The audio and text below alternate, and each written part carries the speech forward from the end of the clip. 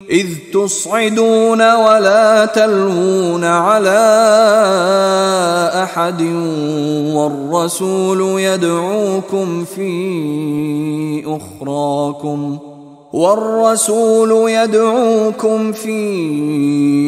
أخراكم فأثابكم غما بغم لكي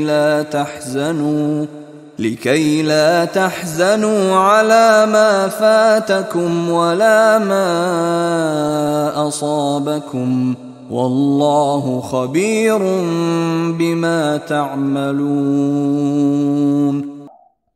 اس تصعدون ولا تلوون علی احد، جبکہ تم چڑھے جا رہے تھے پہاڑ پر، کوہ احد پر جان بچانے کے لیے، ولا تلوون علی احد، اور پھر کسی کی طرف مڑ کر نہیں دیکھ رہے تھے، والرسول یدعوکم فی اخراکم، اور رسول صلی اللہ علیہ وسلم پکار رہے تھے تمہیں تمہارے پیچھے سے۔ بھگدڑ جب بچ جاتی ہے تو صورت یہ ہو جاتی ہے۔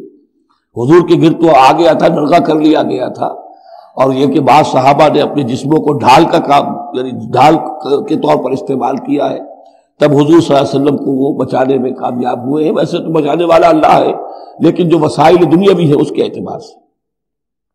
فَأَصَابَكُمْ غَمًّا بِغَمٍّ لِكَيْ لَا تَحْزَنُوا عَلَىٰ مَا فَاتَكُمْ، پھر اللہ تم پر غم کے بعد غم مسلسل ڈالتا رہا تاکہ تم غمگین نہ ہوا کرو اس پر کہ جو تم سے تمہارے ہاتھ سے جاتا رہے، وَلَا مَا أَصَابَكُمْ، اور نہ اس تکلیف پر جو تم پر پڑے۔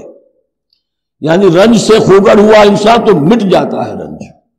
آدمی کو اگر کبھی اتفاقاً ہی کوئی رنج ہوتا ہو ایک، تو وہ رنج کا اثر بہت رہے گا، لیکن جب یہ ہے کہ پے بپے رنج آ رہے ہوں، اور سب سے بڑا رنج جو آیا وہ حضور کے انتقال کی خبر جب اڑ گئی، تو اپنے تن بدن کا تو ہوش ہی نہیں رہا کہ کسی کو کیا زخم لگا ہوا ہے، اور خود اس کا کوئی بازو کٹا ہوا ہے۔